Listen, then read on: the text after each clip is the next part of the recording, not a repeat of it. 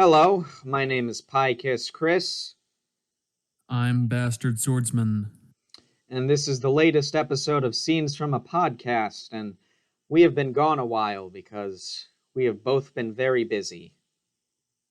Yeah, I was out of town recently. I've probably said this before. We're both from upstate New York, but I just took a trip to Seattle, Washington. Never been on the West Coast before. Um, and I went there to see a band called Devo because it was their farewell tour, and they didn't announce any shows outside of the West Coast. And I wasn't feeling Portland, didn't really want to go to California, but I've always been interested in the, uh, you know, Seattle region area. So I'm like, why not just go now? And I did, and it was honestly pretty nice. And also, Devo were good. Yeah, it was cool. They're that band with the yellow jumpsuits and the red caps, right? Yeah, they are. Yeah, Did you just look that up, or did you know that? I looked it up. Yeah. Yeah, you don't need, yeah, like, you don't need to, like, fake look things up, like, for the podcast. You can just, like, have your general knowledge. Yeah. I don't know. If I don't know something and I can look it up, I could just so I have something to add to the conversation. Yeah, but the conversation's not, well, I mean, never mind. Um, the conversation's not gonna go anywhere, like, once you really get into it, like, oh, what's your favorite Devo song? I don't know any of their songs.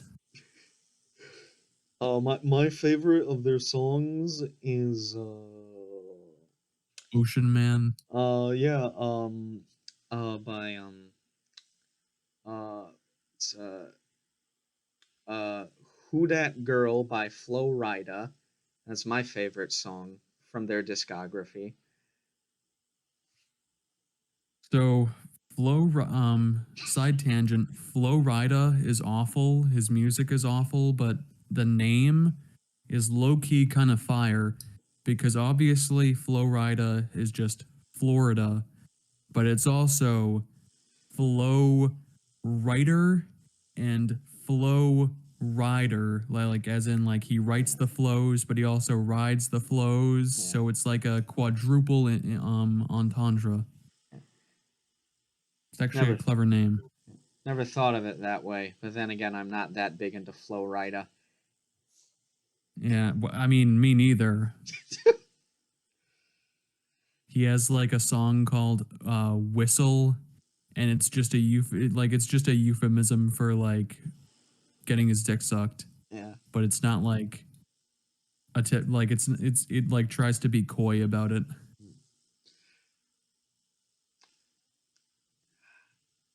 Anyway, yeah. Yeah. Uh Um, anything you want to like say or add? uh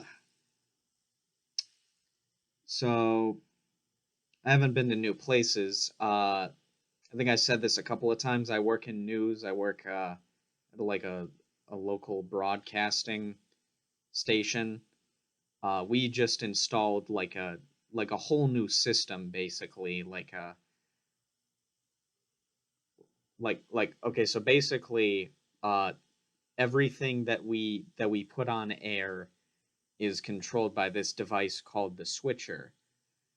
Uh, but our previous switcher was like old and falling apart, so we installed a new one and we had to like rebuild and retrofit our system around it.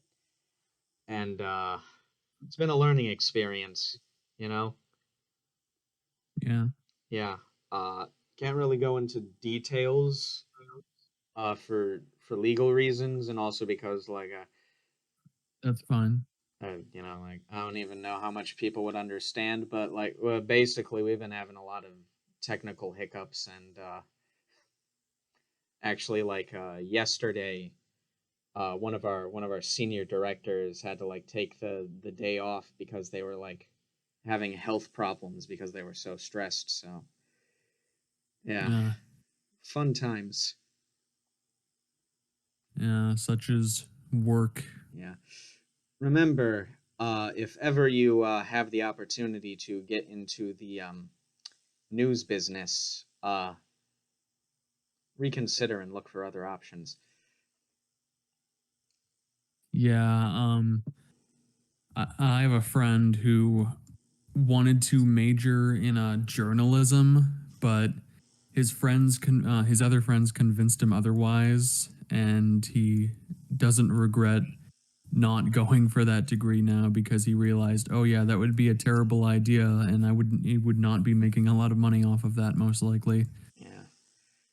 Yeah, you do not make money in this business. But anyways, uh, outside of work, uh, just a lot has happened in terms of pop culture recently. I think since we've been gone, there was obviously the new Martin Scorsese film, Killers of the Flower Moon. We both saw that.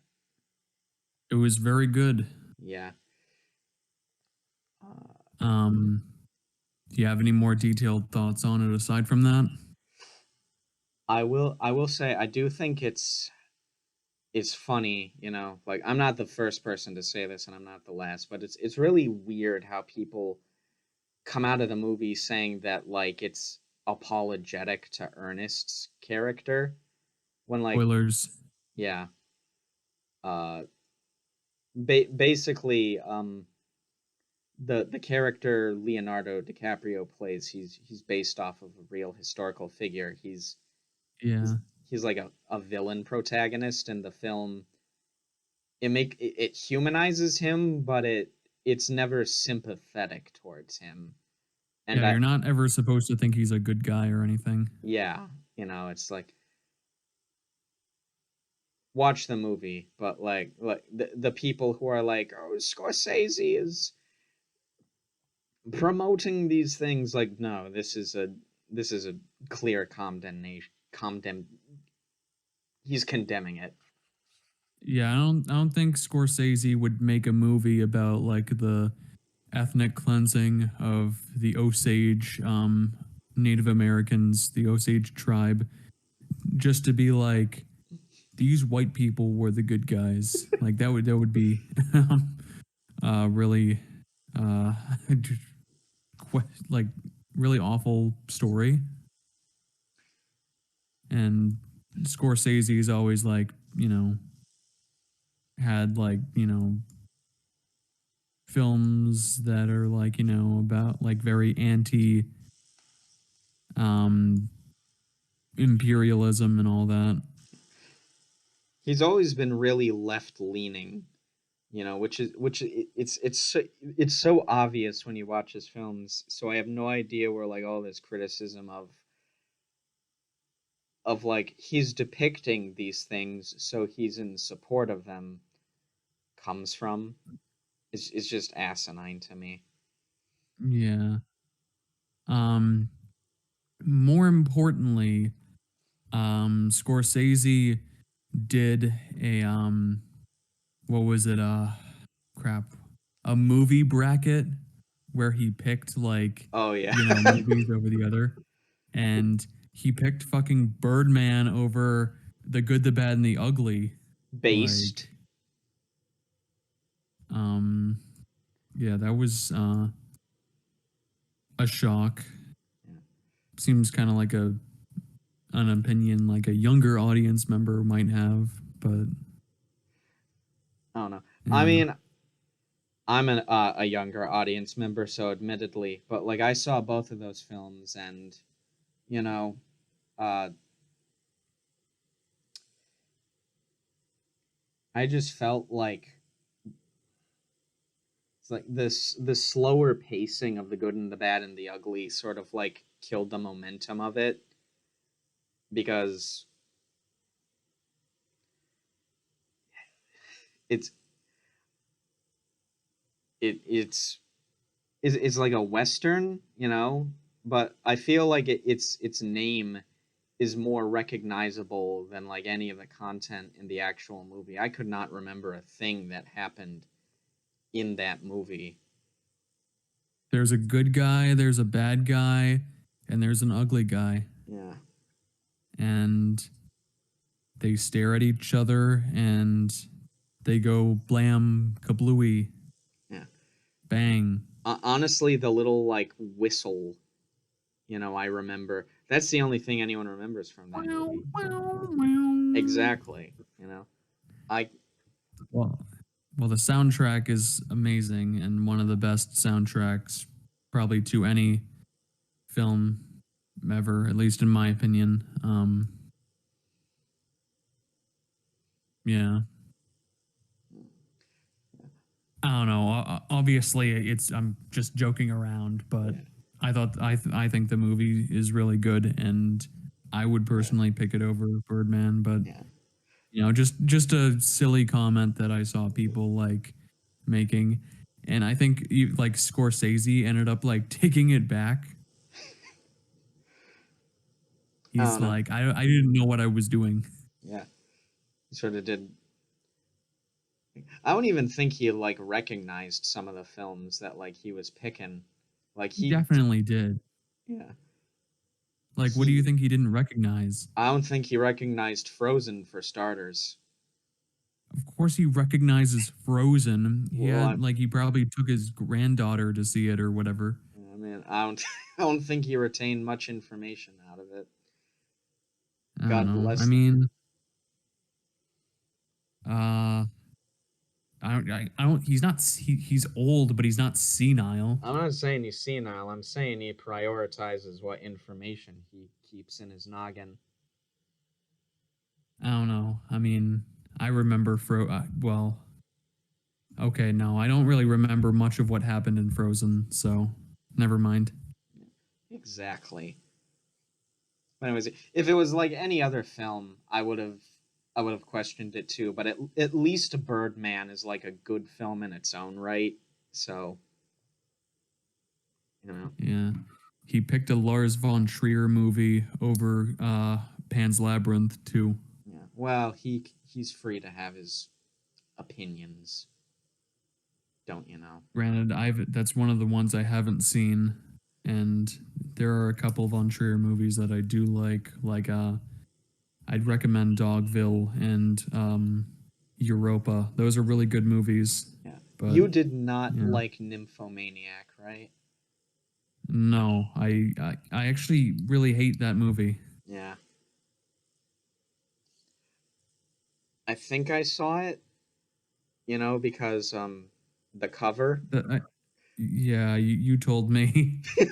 and I did not retain any information, I outside of mean, like you maybe told me you saw it, and it was the only Von Trier movie you've seen, as far as I know. yeah. Uh I remember like a couple scenes and like the general theme of like liberation, but I don't know.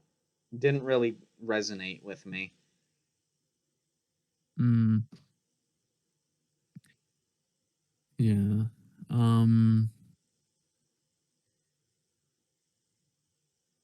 I think they're like, oh yeah, another big thing that happened involving movies. Have you heard about? You've probably heard of this because you're on Twitter, but you've heard of Coyote versus Acme, right? Oh yeah.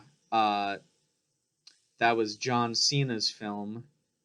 He was apparently directing a Looney Tunes movie that Warner Brothers. It was completely finished, but Warner Brothers like made it a tax write-off, as they do. John Cena did not direct the movie. So is he starring in it then? He was an actor. He voiced a character in it. Okay then. I thought he He directed the didn't. movie for some No, reason. no, he didn't direct the movie.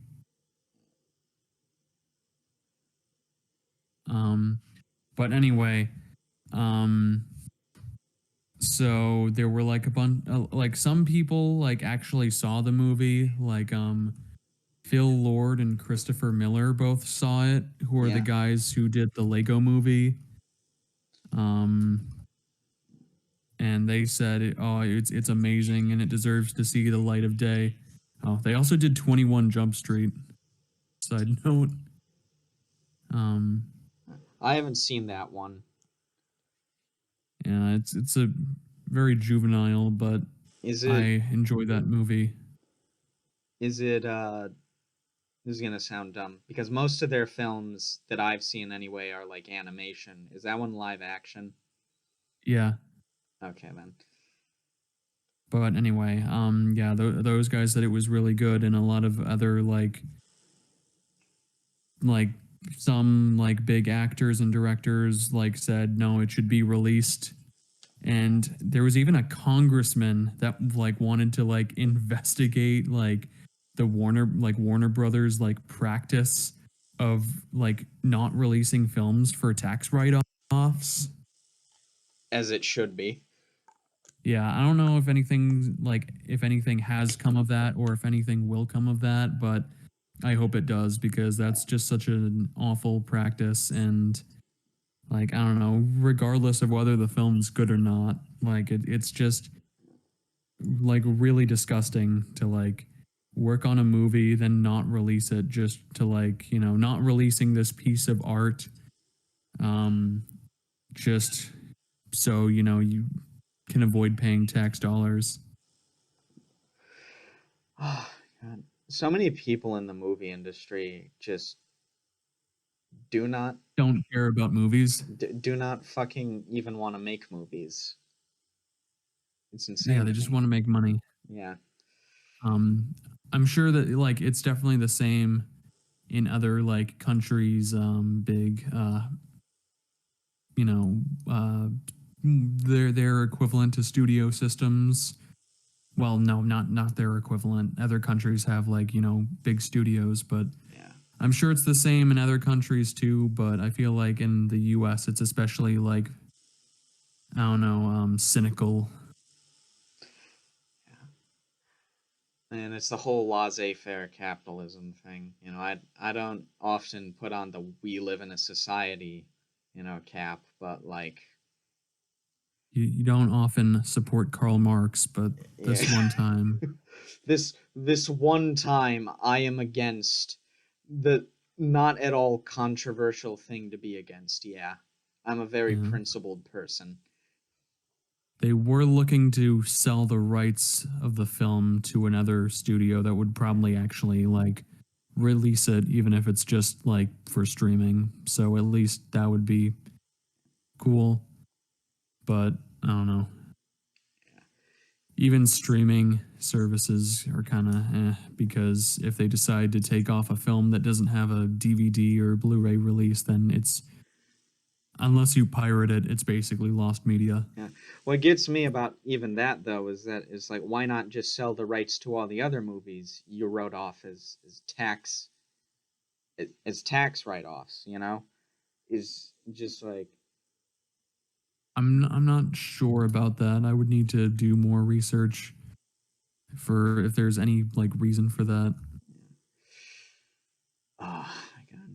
And of course, my favorite bit of news, just the things that make me jolly inside.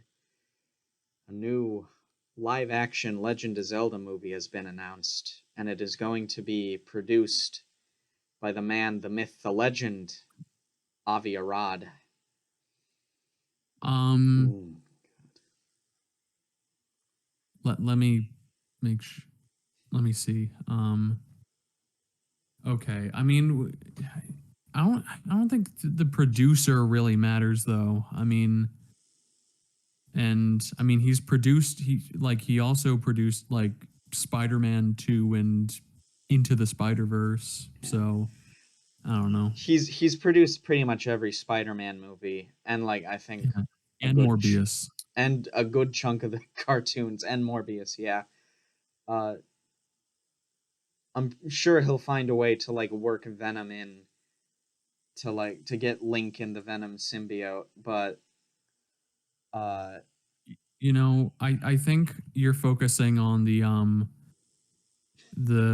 wrong name. yeah, Be- Um like when you like actually look at the other names, it becomes even more apparent that it's going to be a piece of shit. yeah, I know. It's directed by a guy called Wes Ball. Didn't he write Um, like wait, who it also has like the writer for like the original last Star Wars film, right? well, let me say it first. So the director did the fucking Maze Runner movies. Oh, that's great. He didn't do anything of note. The writer is Derek Connolly, who was one of the writers, one of two writers, I think, for The Rise of Skywalker or whatever. And he also was a writer for all of the Jurassic World movies Fantastic. and Yes. Pokemon Detective Pikachu. Oh my god. So it's not looking very good. I'm sorry to see them uh, release this big steaming turd that also has to that happens to have the same brand as one of your favorite series. Yeah. I mean, it's like I was somewhat defensive of the Mario movie. I don't think it's a good movie. I think it's an okay film. I don't think. But here's the thing, like it gave me more than I was expecting from the Mario film in the bare minimum that it wasn't like a wacky illumination comedy, but from like a Zelda film, you know, that's like Nintendo's big like, not to sound like a pretentious fanboy, that's like where the genuine art and heart of their games goes into most of the time. And it's not even the fact that I don't think it should be adapted. I do think like in the right hands, like a TV series or a movie would be, it would be a fantastic adaptation. Is the fact that it's going to be made with none of the things that would make it worth adapting in mind that like really gets me down. It's like going to be such mid-ass wasted potential at It's going best. to be a live action movie. Yeah, exactly. Probably gonna have Tom Holland or some other twink playing Link. um, uh, I mean, he already played Nathan Drake, the Uncharted guy. Yeah. In fact, I think Avi Arad also produced that movie. He's a Um, man of many talents. yeah.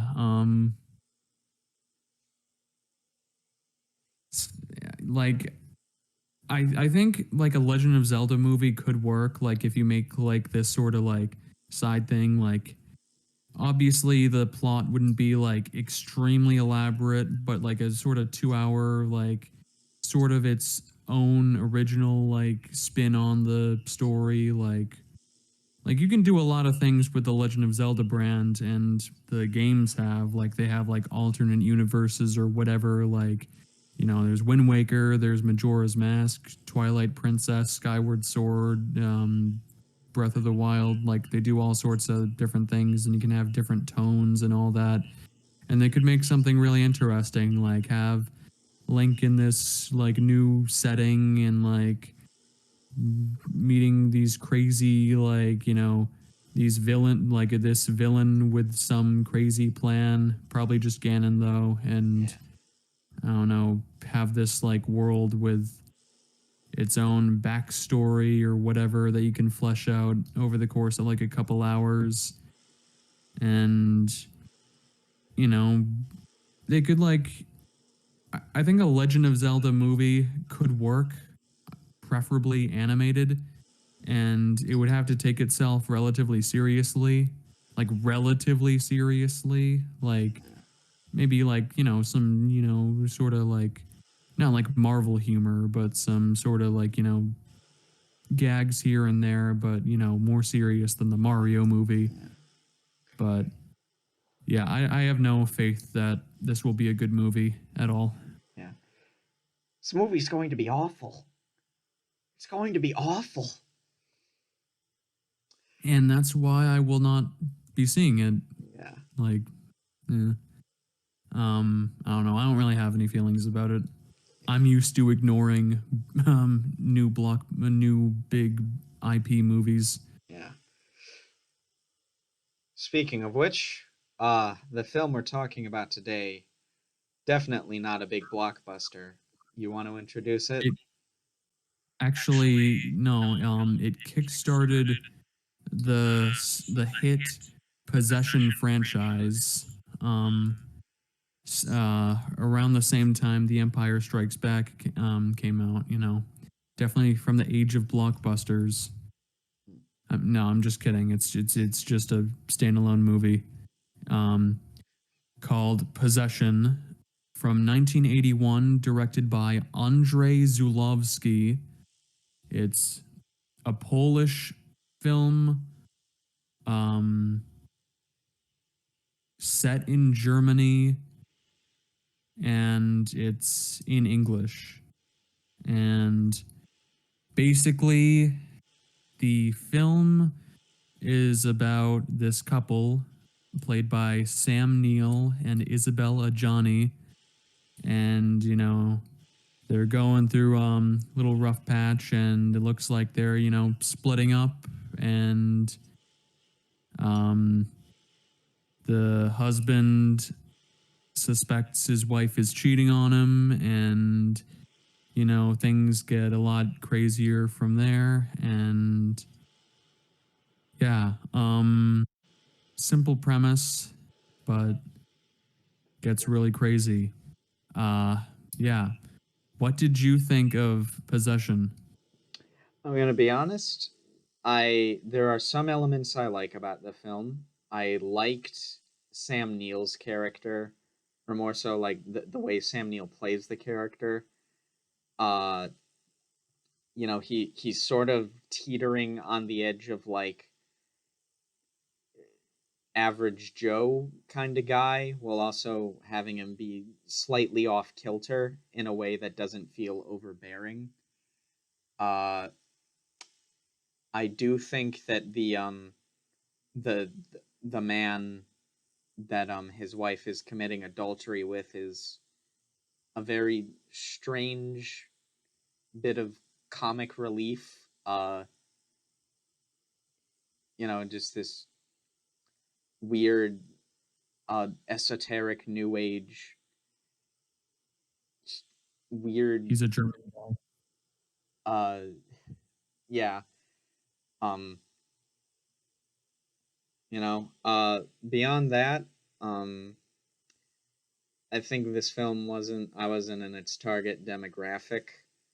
Um, I was really excited to see like a new horror film and see what it had to offer, and unfortunately, it had a lot of horror tropes in it.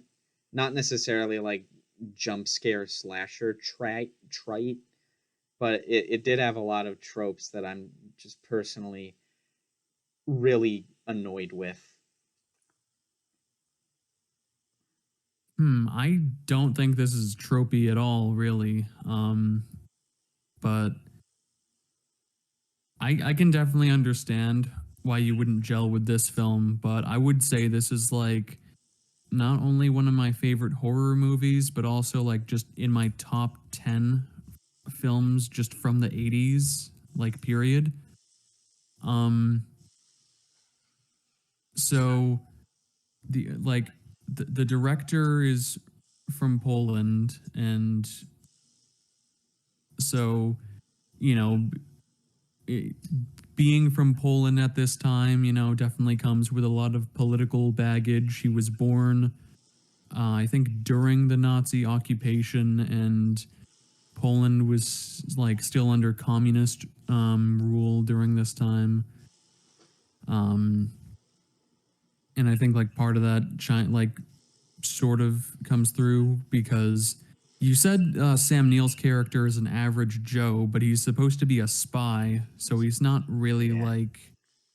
like an average guy. Yeah, I meant he more Um, so came off as like very average, not that he like was average.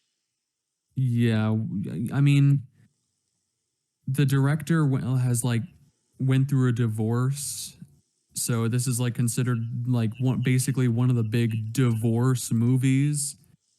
And I like that the film is set in Berlin. Um, because, at this point in time, Berlin was still a separated city.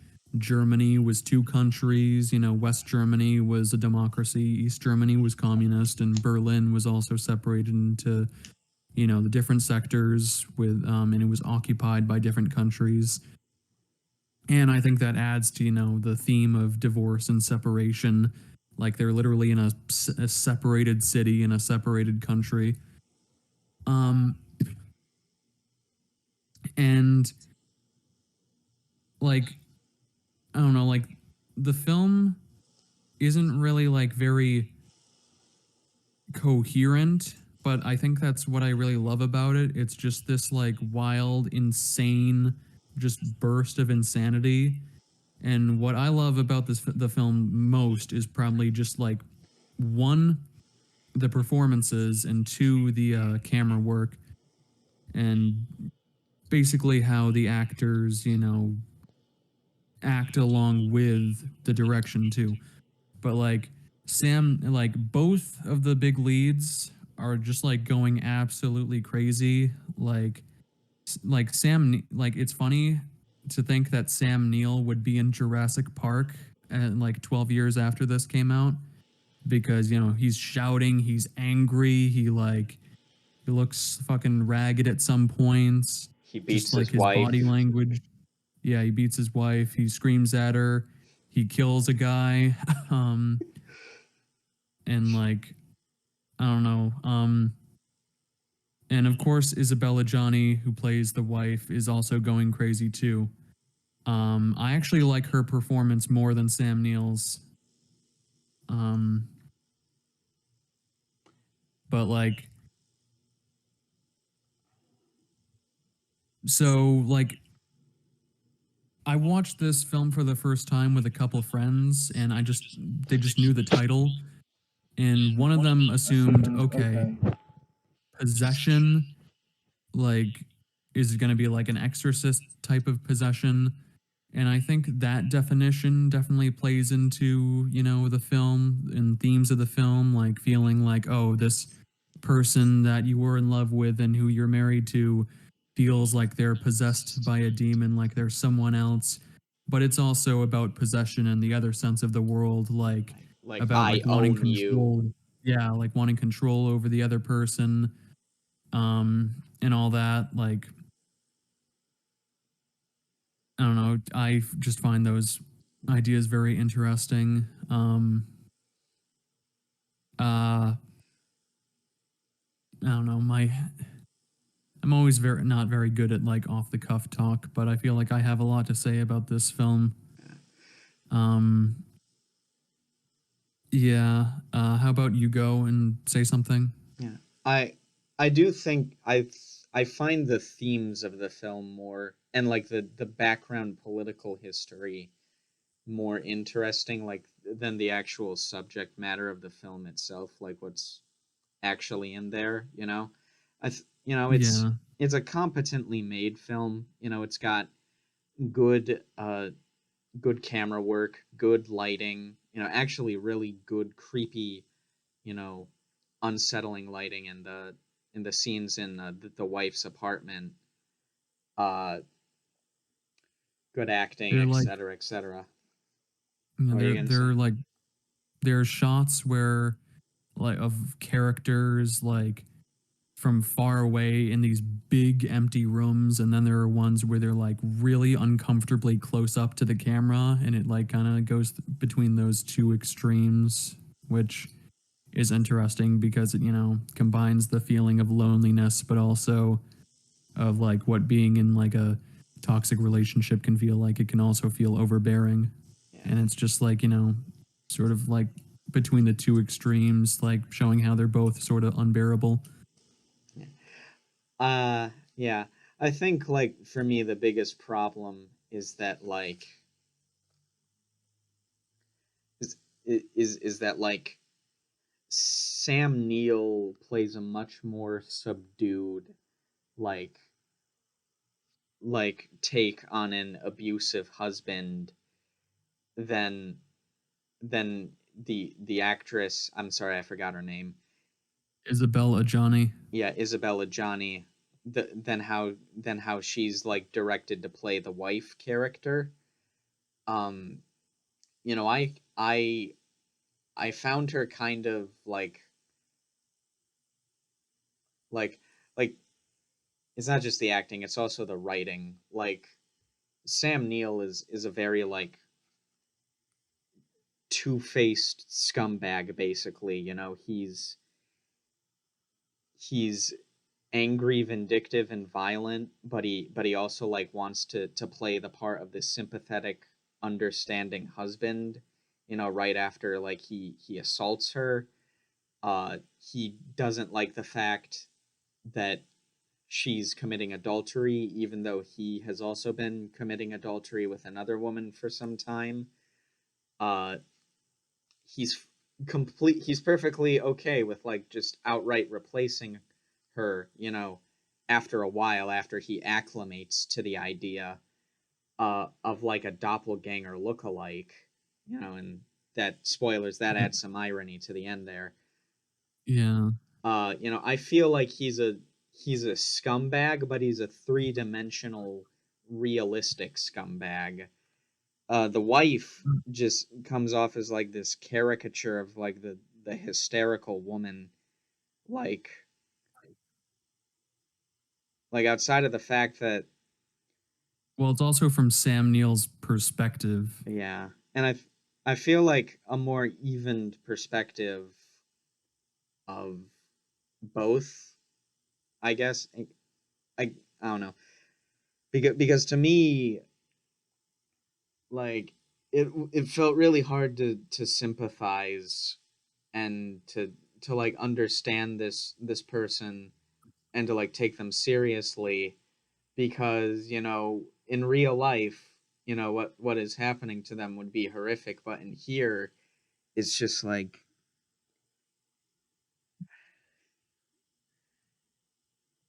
so so ridiculous and, you know, annoying. It frustrated me that I couldn't like empathize with this person. Like, what are there any, like, what in particular was annoying to you?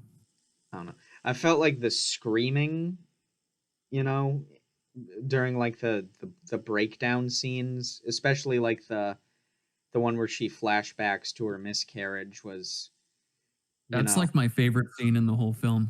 yeah. I didn't care for it, you know. Uh I I obviously I've never been through a miscarriage.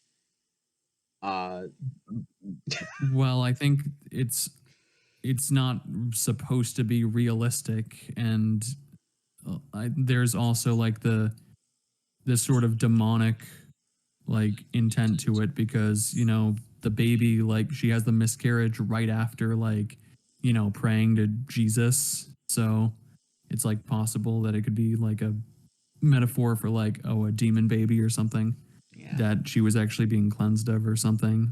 I don't know. maybe. Uh I don't know, I'd have to see the film again, but, you know, just like, again, spoilers, in theory, like the idea of her being like unhappy with her abusive husband and the control he has over her, and her like trying to find solace in so, like somehow growing this new version of him to replace him with, and becoming unhealthily attached to that fantasy rather than like moving on. You know, That's that's, kind of what he does too, but yeah. she's just not seen as a monster. Yeah, it's that is actually an interesting take, like how her replacing him is seen as monstrous and him replacing her isn't. But I don't know. Again, like a lot of it is sort of like shot in the foot for me, because I get it's from like Sam Neill's perspective, but it just doesn't feel dimensional enough for me to like to understand that perspective on an emotional level, even if I can intellectualize it. I feel like there's more emotion than intellectualism. I guess you could say that that's like the point of the film. I said the same thing about Howl's Moving Castle. Uh, what it really comes down to is the fact that like horror is subjective, especially psychological horror. This is Yeah, very psychologically driven, you know. it's almost like, well, like part of it is also just like thematic horror, like, Yeah. like just the horror of like a relationship like deteriorating to that point and Yeah. becoming like this just poisonous like thing. You know, and while we're on that, I know we both had our problems with Hereditary, but in terms of that film's depiction of like a falling apart, family, even if it was more so between a mother and son than it was like a married couple, I felt it was more even there because we got to see like everyone's sort of perspective on things and how overwhelmed they were by their own vices and having to deal with each other's flaws, and how they sort of brought out the worst in each other even as they loved each other. Uh, you know, and I guess I was I just sort mean, of hoping for something more along the lines of that. yeah, I mean, personally, I like this a lot more than Hereditary. They're both like, I wouldn't really compare them like that. Not that it's an unfair comparison. Like they're both horror about families, but that's more like horror about like the whole family, and this is just like a more a separation. And there is the kid there, but he's more of just like a casualty of the fallout. Yeah. Um, uh,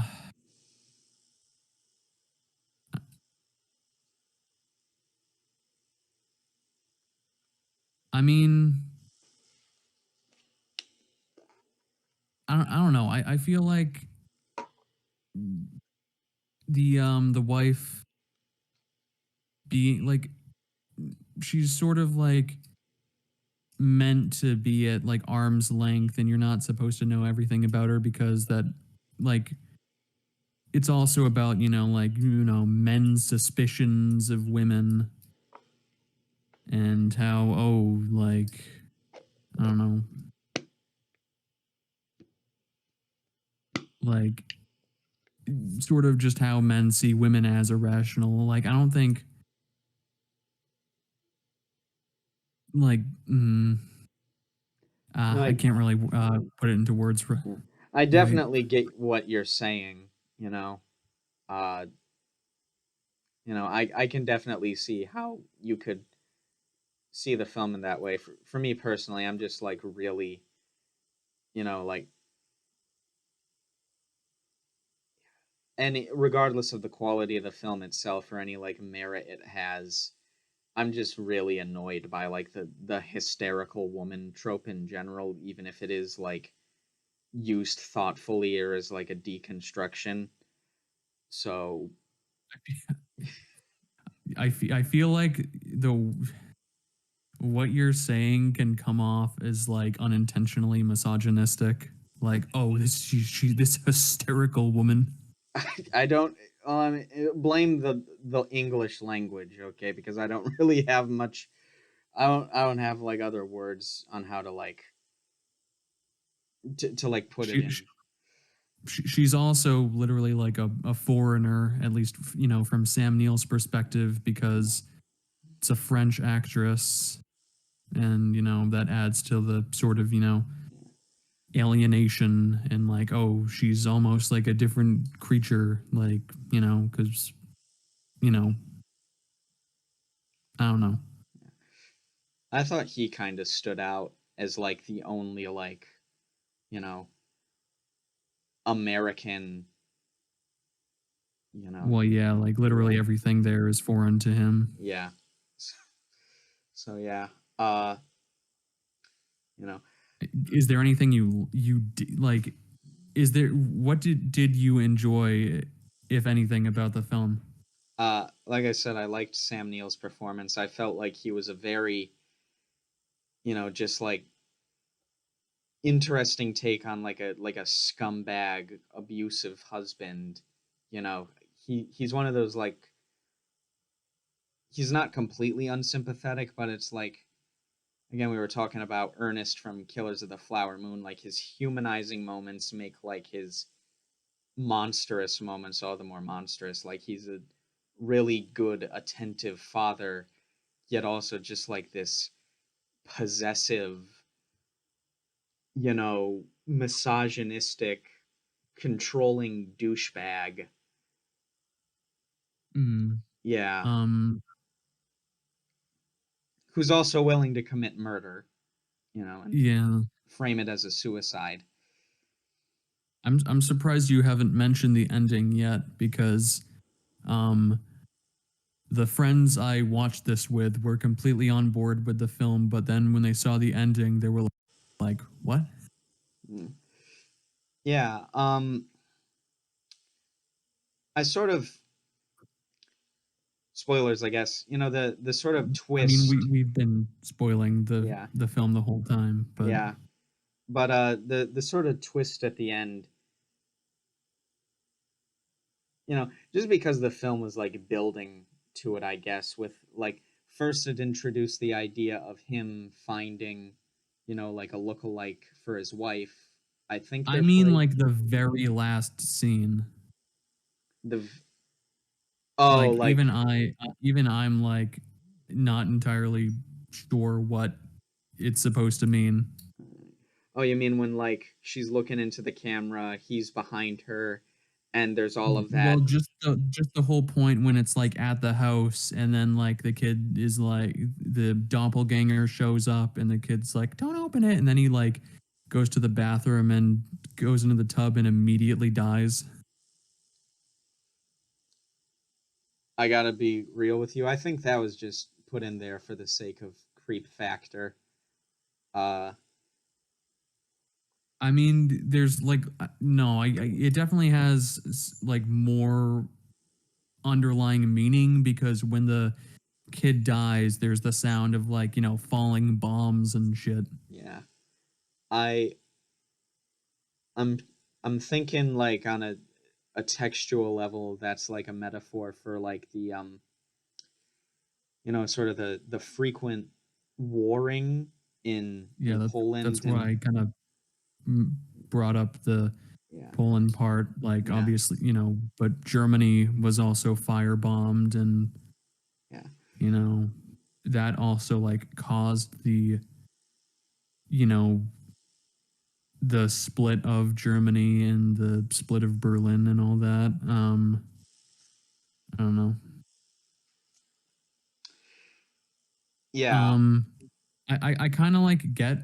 I think I get everything the film is trying to say up until that very last scene. Like, even though, well, I think like the part with the doppelganger and Sam Neill, like the original Sam Neill and Isabella Johnny both dying, is sort of like it almost like I feel like that's a metaphor for like just the final like death of their relationship, and like how he feels like part of himself died with that relationship, and he's just like this new monstrous being. And like even if his wife didn't die, like it also like made like turn her into something else. Yeah, And they're both and basically replaced by their doubles. actually, no, I think I at least get the part where the son is saying don't open it because it's like sort of it would be a continuation like of the same, like, of the same sort of relationship, if he's like sort of just seeking out a woman who's just like his wife, and it's also the he she would be seeking out a man just like her husband. Yeah, yeah. Yeah. Um, to me at least, going back to like the bombing in the background, I sort of went over like the textual meaning of that. I think on a like literal sense, it also just means like the people that were chasing him are like still chasing him, and somehow some crazy Yeah. shit is going on outside. So, Mm. but I'm not sure how that would work considering the fact that they found like two dead bodies there, that that they wouldn't just assume that he's dead. Yeah, I mean, it's definitely not meant to be literal. Yeah. Um,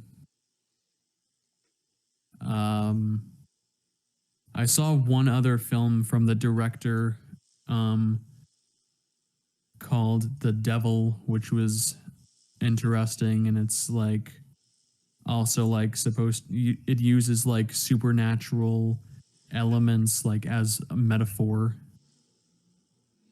Yeah. So I Uh don't know. take it it's not actually about the devil.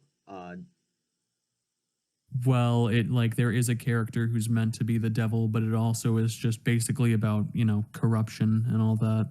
Yeah. Yeah. I I'm going to say again, um I think the political history that informs this film, is very interesting. You know, uh the idea of him being a spy sort of clicks, you know, with the theme of like socio-political divorce and like the tearing apart of borders and culture. uh you know because spies help facilitate that, and it's sort of fitting that like what he does to countries sort of happens to his relationship. So I thought that was interesting. Mm, uh um, I don't know. Yeah. Let me see.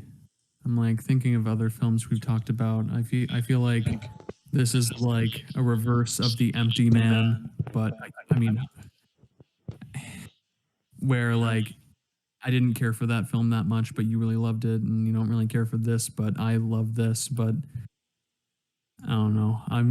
I feel tempted to compare those movies, but I won't go because ahead. then I already compared Hereditary in this movie. I'd be I don't no, interested. I don't mean like any actual intelligent comparison, just being like, you think this movie is good when it's a piece of shit compared to this masterpiece? Yeah, it all comes down to like preference for me. I just Yeah, yeah. I'm not even saying this film is bad. I'm just saying it's like not in that's the that's fair. it's not. I'm not in the target audience. This is a film that is very clearly made because the director wanted to explore like his feelings, and sort of like find catharsis for them. And I Yeah. can appreciate that because I think that's what art should primarily be about, even if Hmm. the audience for it is small. I mean, it's well, okay, it's not like very accessible, but it is like well loved on like movie sites and is like one of the highest Yeah. rated like horror movies or whatever. But yeah, well, yeah, I wouldn't show this to just the average person and expect them to love it. Yeah.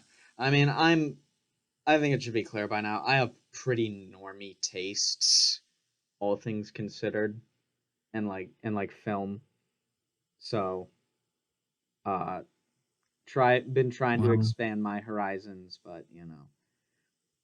well, I've also been trying to expand your horizons with some recommendations, and not all of them are going to work out, but Yeah. I know you've enjoyed a fair amount of the films I've picked, so it's always next time. Yeah. I will say, you know, this did go a lot better than some previous podcasts I was on where like whenever we wouldn't like all like the a certain film recommendation, there would be hell raised, you know, that someone would put You're a their foot fucking down. idiot for not you don't get this movie. You're too stupid for it. Yeah, you know, yeah. I mean, I at the very least when I watched this film, I did feel like compelled to like research it a bit, just to understand like what the you know what was he trying to accomplish with this, which is which is more than I can say for than like a I don't know like the fucking average Zack You at least Snyder film. you at least like this more than Demon Lover, right? Yeah, you know, Okay, good. yeah. This is leagues above Demon Lover. Yeah. Yeah. Um. hmm. Um. Yeah. I don't know. I just have a lot of fun watching this, even which is might be weird because some people like it might give off the impression that oh, it's like an artsy film that's not meant to necessarily be fun. But I don't know. I just like seeing the characters like just be absolutely crazy. Yeah. I mean, Um, I and never got the vibe that this film took itself too seriously.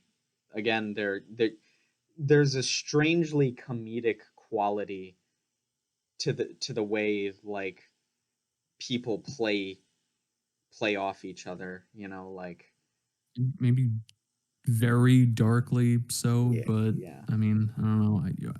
I feel like even that is supposed to be kind of disturbing, but yeah. yeah. Yeah. Anyway, yeah, you don't have anything else to say about this? Uh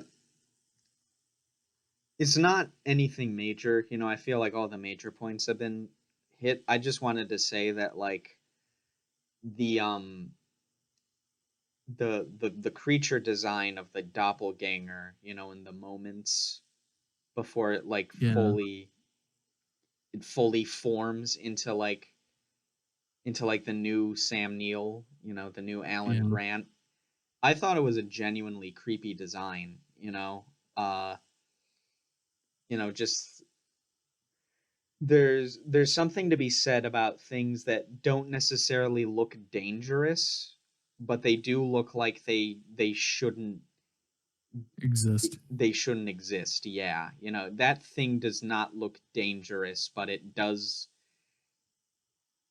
it's scary on like a existential level more than like a fear response level. Like if something like this is out there, then what else is out there? Yeah, You know, it's very yeah. Lovecraftian in that regard. Mm-hmm. Also, Andrei Zulovsky did tentacle sex before Japan. Well, actually, no, that's not true. There's a very, very old piece of like Japanese pornography, like that's like at least 100 years old. So never mind. And with that, I think we should give our final thoughts. I like personally, I really love it, and I'd give it like a 9. Um, and yeah, either way, I would still like recommend it. Like if you're into something like that's really weird in a horror movie that's like really psychological. Um, and I still haven't really seen any horror movie quite like it, or even a movie that attempts to do the same thing that it does, or in the way that it does. I think it's like a very singular piece of cinema, and Yeah, I will definitely be watching it again myself at some point. Um, yeah. I definitely I got the sense that as I was talking about the film, I had more of an appreciation for it than as I was watching it, you know? Uh, so I do definitely think its ideas are interesting. Uh, just wasn't for me. Um, but I wouldn't Mm, necessarily say don't watch this film. There are, I think, even if you're not into this particular kind of psychological horror, it's worth watching at least once just to like see what it has on offer. Because even if I mm-hmm, didn't like it all that much, I did like aspects of it. So mm-hmm. I'm very much the sum of the parts sort of guy when it comes to certain films. So yeah. Yeah. Actually, so yeah, this was supposed to be um a sort of Halloweeny recommendation. Um, but obviously we're recording this in mid-November and it's going to be uploaded later than that. So, whoops. Yeah. This is Oh well. we both have crazy ass schedules. Yeah, whatever. Remember, prioritize sleep over your Over, yeah, I don't know. podcasting. Well, it's your turn to recommend something. What have you got?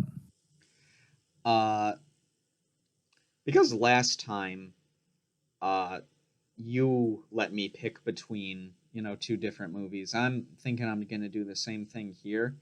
So I've got two movies in mind. Absolutely no correlation between them whatsoever. It's Mm, The Wolf of Wall Street because I'm on a big Scorsese binge lately, and also the 2002 Disney animated film Treasure Planet.